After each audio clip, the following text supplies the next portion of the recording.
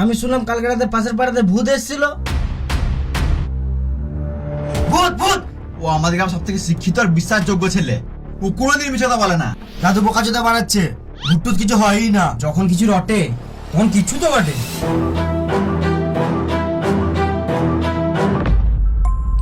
আমার কথা মন দিয়ে শোন। এ সবাই চুপ চুপ, অনেকদিন থেকে গল্প শুনি নাই। ওই ভূতটা তো কিছুই ছিল না, এখন যে ভূতটা আছে না সেটার নাম হলো স্প্রিং ভূত।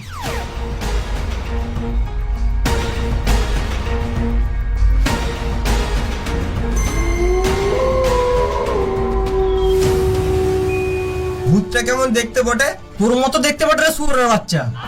ভূত ভূত ভূত। কালকে আমার বউকে ভূতে নিয়ে চলে গেছে। আজু ভূতমা, এখন কদিন যাস না, নাহলে ভূতে ধরে ফোন মেরে দেবে, গান মারাবি।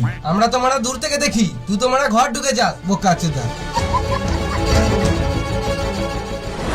যা দেখছি আস্তে আস্তে ভূতের উৎপাত কিন্তু বেড়ে গেছে। আমাদেরকে স্প্রিং বোর্ড রাখতে হবে।